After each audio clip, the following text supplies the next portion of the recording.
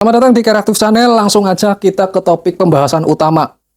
Di Care Active menerima jasa rakit HP dimasukin ke dalam box, tapi bukan hanya dimasukin doang, tapi di sini udah dibikinkan kipas pendingin, udah dikasih mode adaptor, jadi bisa pakai adaptor atau bypass ya, bisa pakai baterai, bisa pakai bypass, atau pakai bypass doang nggak ada baterainya, atau pakai baterai bulat juga bisa, tergantung selera, tergantung permintaan.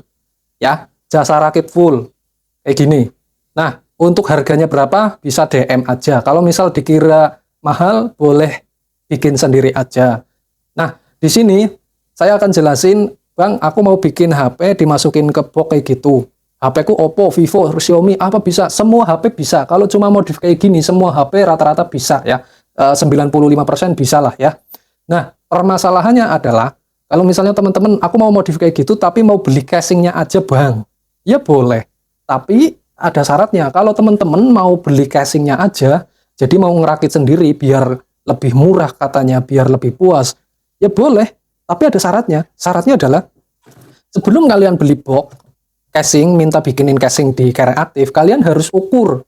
Jadi contoh kayak gini, ini HP kalian misal ya, ini HP-mu mau dimodif, mau beli casing di saya, HP-nya minimal dibongkar dulu, minimal ya, wajib, bukan minimal, wajib dibongkar dulu. HP dibongkar kayak gini, dipretelin. Kamu konsep modifnya mau gimana? Mau dikasih heatsink? Heatsinknya di sebelah mana? Mesin HP-mu mana? Ada yang mesinnya di sini, ada yang mesinnya di sini. Itu beda-beda. Kalau misal mau dikasih heatsink kayak gini misal, terus kipas mau pakai yang kayak gini atau kipas yang lebih kecil atau yang dari samping. Terus kira-kira kipas nanti di sebelah mana? Misal kayak gini nih, ini mesin di sini ya. Mesin taruh sini, terus dikasih kipas. Nah, di sini kan. Nah, itu diukur.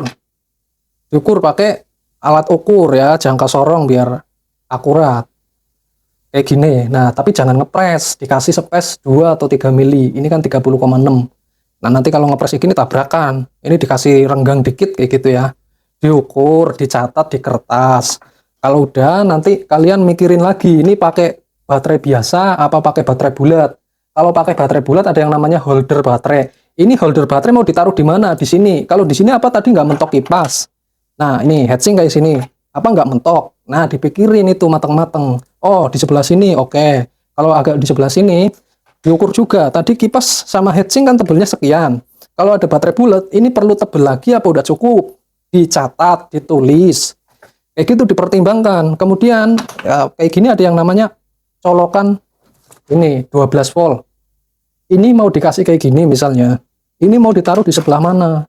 Di sebelah sini nggak mungkin, udah ada kipas. Di sebelah belakang sini, kalau baterai di sebelah kanan, colokan mungkin di sebelah kiri bisa. Tapi nanti nabrak apa enggak, mentok apa enggak. Nah, saklarnya mau pakai saklar yang kayak gini, apa saklar yang bulat, kayak gini, atau saklar yang lebih besar.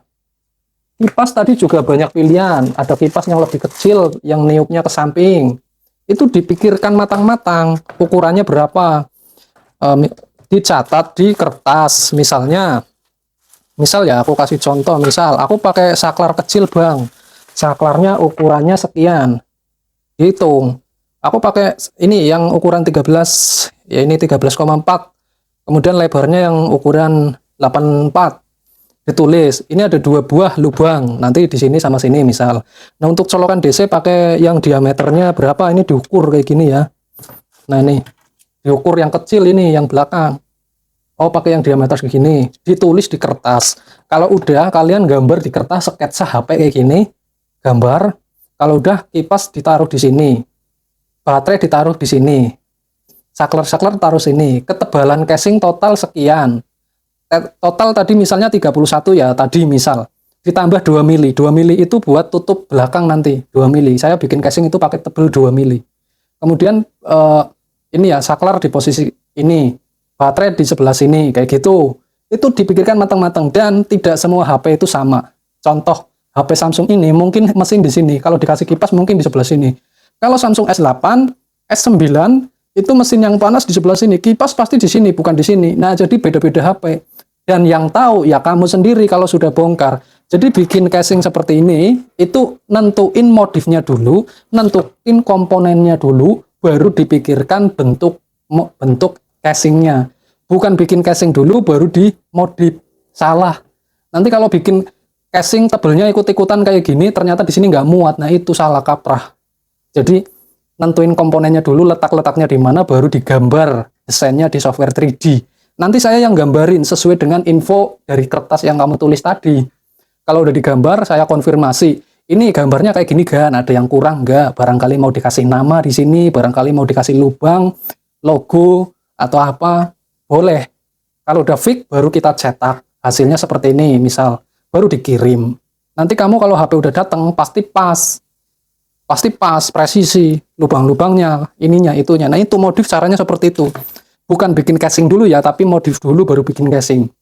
Jadi monggo. Buat yang mau jasa rakit, oke, mau beli casing doang, ya itu syaratnya harus kayak gitu tadi. Ya kayak gitu aja untuk video kita kali ini. Semoga dapat dimengerti. Terima kasih udah nonton. Sampai ketemu di video selanjutnya. Bye-bye.